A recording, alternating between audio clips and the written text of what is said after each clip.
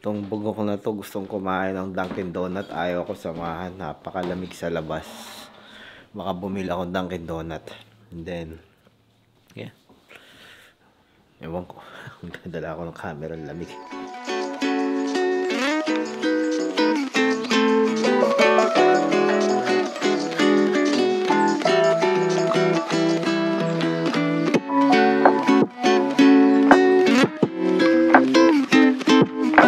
So madala nga natin gamitin tong camera na to, which is yung Canon R6 Mark II, because napakabigat nito for daily vlogging. That's why yung Canon Sony A7C Mark II ang gamit natin lagi. And mas fast yung camera lens na yon because we're using the 20mm f2 1.4. Kung kukumpara mo dito sa dito sa lens na ginagamit natin, ng bagong binili nating lens, which is the Canon RF 15 to 35mm f 2.8 lang to. Kaya I prefer using that 1.4 lalo na pag gabi kasi mas maganda, mas bokeh, kitang-kita mo yung bokeh qualityness niya. Kaya lang on more professional work, I always use these two camera, the Canon R6 Mark II saka yung Canon R5C for clients and everything. And sisimula na rin akong gumamit nung Blackmagic ko, which is a 6K camera. Kaya lang, as I said in my previous vlog, napakabigat niya sa files, hirap niyang i-edit. Pero unti-unti natututunan ko lang gamitin siya. Nakakatuwa ko lang gamitin tong microphone na to, which is the Rode Video Pro, Wireless Pro. Ito yung latest nila. Hindi ko alam kung bibili pa ako ng DJI mic, yung maliit, or yung DJI mic 2. Trying to use kung ano yung meron ako dito sa bahay. Pero a lot of my friends were using those DJI mic mini. Mura lang daw yun. It's like $100 dito sa US.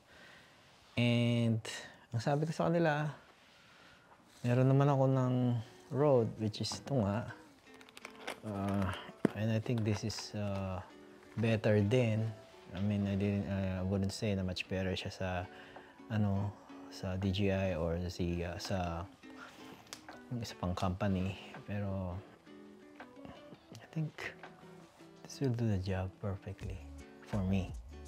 Yeah. Nag-isip ulit tayo ng vlogs. I think later we have a dinner. Sobrang lamig kasi dito and na-miss namin mag-ramen. Siguro magra-ramen tayo mamaya. So nandito lang tayo sa labas natin, dito sa terrace namin pala.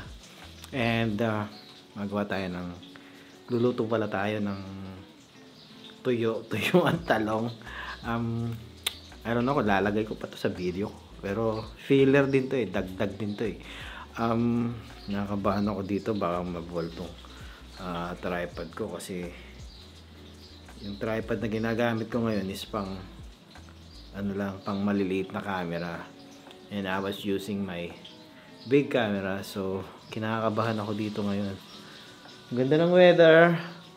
Akala nyo lang madilim kasi nakaano ko, pero sobrang liwanag siya. See?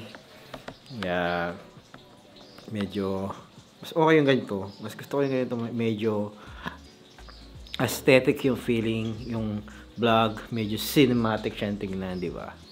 So yeah, luluto lang tayo ng tuyo talong, and then after that kakain tayo, and then back to regular vlogging. Alam ko sasabihin nyo na, tuyo ang ulam nila, mahirap. Dito sa Amerika, pag kabaligtaran, pag kumain ka ng tuyo, mayaman ka kasi rare ang tuyo dito. Hindi ka basta-basta makakabili ng tuyo. And ang hirap lutuin ng tuyo. I remember last time, nandun kami sa maliit na bahay, nagluto ako ng tuyo, yung kapitbahay namin, which is, I think mga Greek, mga Griego, they were like, sabi sa amin, ba't kayo kumakain ng ng bulok na na pagkain kasi yung amoy daw ng tuyo is like bulok and cheche boreche. And then nung una okay lang sa kanila, nung pangalawa tumawag na sila ng pulis and they were like nagko-complain yung kapitbahay namin kasi ganito, kasi ganun kasi yung amoy daw kami ng bulok. So sabi ko wala, maano tong mga kapitbahay namin. Pero buti na lang dito sa aming nilipatan na bagong bahay na malaki, hindi man kalaki yan, okay, tahimik yung mga tao, yung mga kapitbahay, kahit na anong maamoy nila, okay lang sa kanila, asin okay lang sa kanila, napaka-chill nila, babait nila. Teka, titignan ko na yung talong ko. So ayan yung talong natin. Yung masyadong ilapit yung lens ko, hindi kasi yung lens ko. Ayan. Dito tayo sa labas and yeah, luluto while nag-vlog at the same time para naman hindi sayang yung oras. Dagdag vlog na rin to. And ito pala yung ginagamit ko na na tripod dito. Pang maliliit na camera lang to. And tingnan mo, napaka-flimsy niya. Kaya hindi ko siya masyadong ginagamit. So, yeah, naghihintay lang tayo matapos maluto muna yung tuyo, talong, and then magluluto na tayo ng tuyo. Lapit na maluto yung tuyo, talong. Sarap. Namiss ko talaga kumain ng tuyo at talong. Alam mo yun, tapos meron kasi sinangag, may sawsawang kang suka at sili. Wow, the best food in the world. Hindi ako maselan sa food. Dito sa Amerika, mas gusto ko kinakain yung mga Filipino foods rather than yung American food. Once in a while, masarap din kumain ng steaks, yung mga lobster, mga salmon, kamukha na yan. Pero ako, as a Filipino, gusto ko yung sinigang na baboy, nilagang baka, yan, yung wow, tortang talong, crispy pata, yung mga nagpapasakit ng batok, alam mo yun? Yeah, wow, wala ka ibang masabi. Pagka ganito yung food, galit muna tayo, wala munang usapan. Alam mo yung kumakain ka, nakataas pa yung paa mo. Yan yung mga tipo ng pagkain ko dito. Ganun yung style ng pagkain ko dito sa Amerika pagka masarap talaga yung ulam.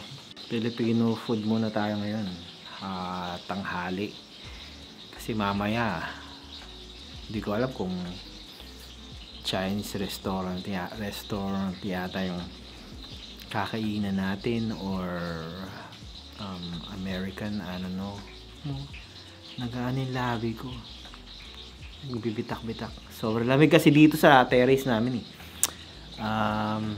yeah, kaya as I say, once in a while, mas gusto ko pa rin yung kakain ka ng Filipino food kaysa yung kakain ka ng puro American food.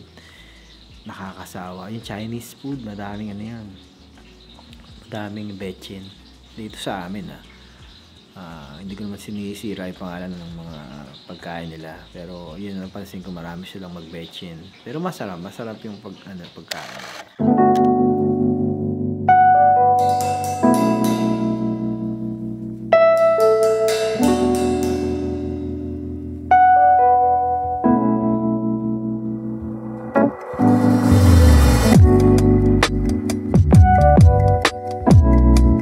So ganda nitong lens ko, kahit madilim, maliwanag pa rin dito.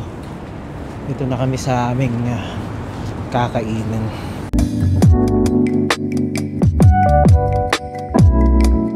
Maganda dito sa napuntahan namin, Q Ramen. Parang honeycomb yung style niya. So yeah, makain muna kami and then mamaya I don't know, baka pauwi na rin kami after. So nandito na nga kami, magdi-dinner kami dito sa Q Ramen and ganda ng ambience dito, ang ganda ng place. Mura pa yung food and masarap pa. So yeah, order na siguro kami. For her, she's gonna have the number one. The number one? Number 1. Yes. Okay. And I'll have the number 2. Number 2. Can you make it mild? Okay. And then can I have 2 bawan, the fork ones? Yep. And he's having a Popcorn chicken and shrimp tempura. Okay. and can I get ginger ale? Okay. How about drinks? Do you have iced tea? Thai tea. We have Thais. Thai iced tea. Iced tea. Can I get lemonade? Okay. Actually, ang sarap nito eh. Wow.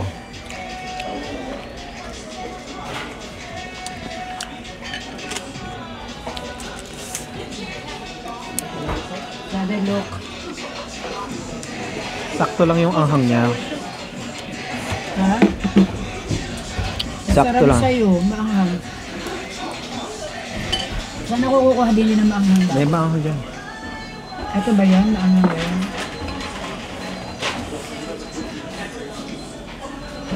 Ito maanghang. Ano yung isa?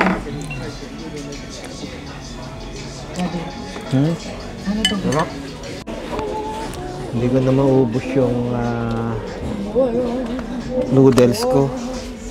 Pag daw may naubos mo, may free kang dessert or kung ano man. Kaso hindi ko na maubos eh. So after nito, uwi na siguro kami. And sinipon ako sa sobrang anghang nung